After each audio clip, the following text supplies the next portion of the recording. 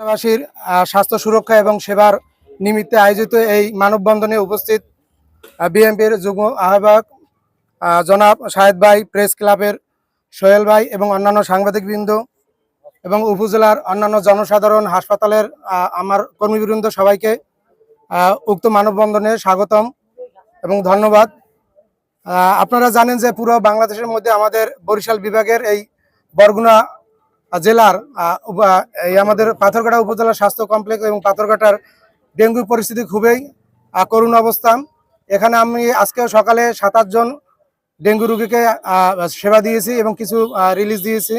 যারা দেখছে মোটামুটি ভালো অবস্থানে আছেন তাদের, এবং এই স্বাস্থ্যসেবা দিতে আমি এখানকার ভারপ্রাপ্ত ইউসিপিও প্লাস আবাসিক মেডিকেল অফিসার হিসেবে দায়িত্ব পালন করতেছি। আমার একজন মেডিকেল অফিসার, একজন ডেন্টিস্ট, ডেন্টাল সার্জন আছেন।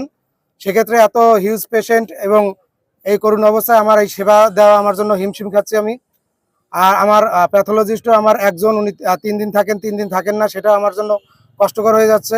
আমার ইমার্জেন্সিতে আমার অফিস সহকারী এবং অন্যান্য স্টাফ অপ্রতুলতা অবস্থায় আমি ইমার্জেন্সিতেও আমার সেবা প্রদানে আমি হিমশিম খাচ্ছি। আমার ইনডোরে আমার ক্লিনিয়ার মাত্র একজন, সেক্ষেত্রে আমি সর্বোচ্চ চেষ্টা করলেও একার পক্ষে ওনার সম্পূর্ণটা বারবার এরকম পরিষ্কার করা ওনার জন্য কষ্টসাধ্য হয়ে যাচ্ছে। আমিও এখানেও আমার লোকবলের অভাব অনুভব করতেছি।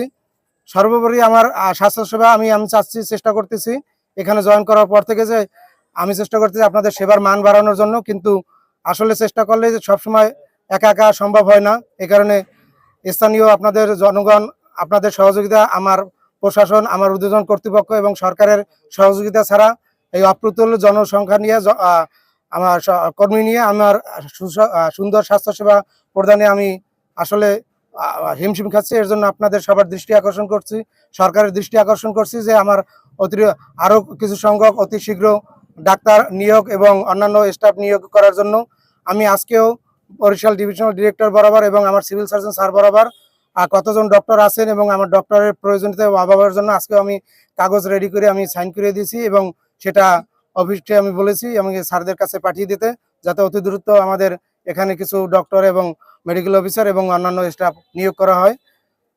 আমি আপনাদের সহযোগিতায় আমি চেষ্টা করব, আমি সর্বোচ্চ চেষ্টা করব যে রোগী আমার এখানে সার্ভিস দেওয়া সম্ভব বরিশাল যাতে না পাঠানো যায়, সেরকম আমি সর্বোচ্চ চেষ্টা করব। কোনো সমস্যা হলে আপনারা আমাকে জানাবেন, আমি আপনাদের সহযোগিতায় সর্বোচ্চটা চেষ্টা করব হাসপাতালের মান এবং সেবার মান ভালো করার জন্য এবং উন্নয়ন করার জন্য।